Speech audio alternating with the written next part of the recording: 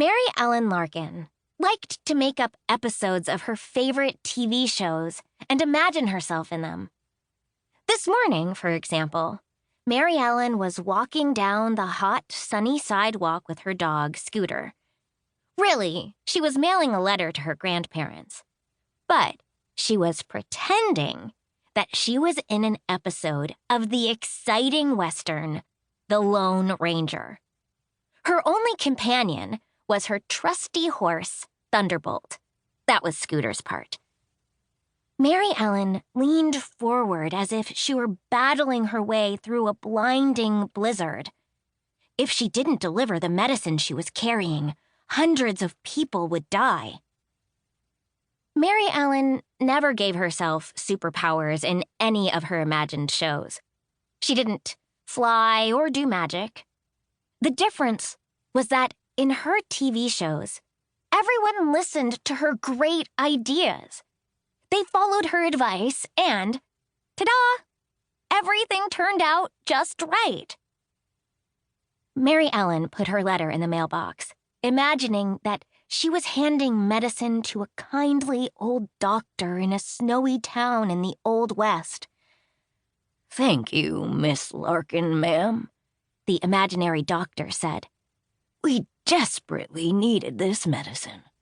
You have saved hundreds of lives today."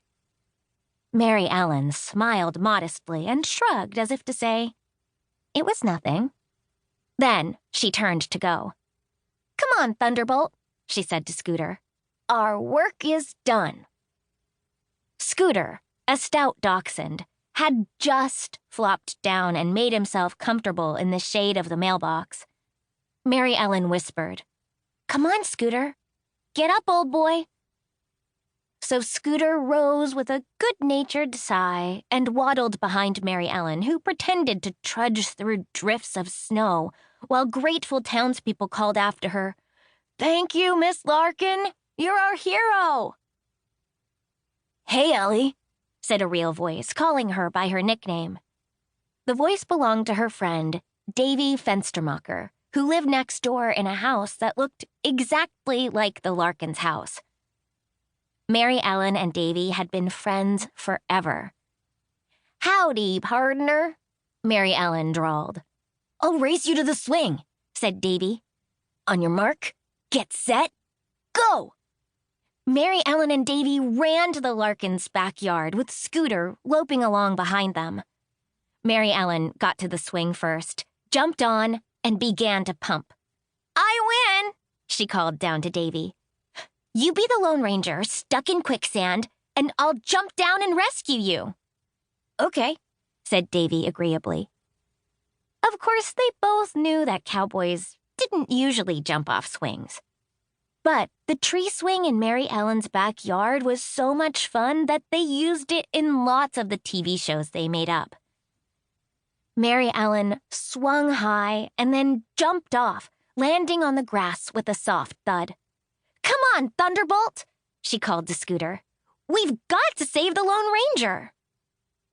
Scooter, already asleep in the shade, snored. "Better wake him up first, Ellie," said Davy. But before Maryellen could rouse Scooter, her 6-year-old sister Beverly came clumping out of the house in an old pair of Mrs. Larkin's high heels. Beverly wore one of Dad's baseball caps turned inside out so that it looked like a crown. Right behind Beverly came Tom and Mikey, Maryellen's younger brothers. They were 4 and not quite 2 years old. "What are you doing?" Beverly asked. "Nothing," said Maryellen, wishing that Beverly and the boys would go back inside, but knowing that they wouldn't. Maryellen, Beverly, Tom, and Mikey shared a bedroom. And even though the little kids were cute and sweet and goofy, they drove Maryellen crazy. Now that it was summer, Beverly, Tom, and Mikey stuck to her like glue. They couldn't bear to be left out of anything fun that Maryellen might be doing.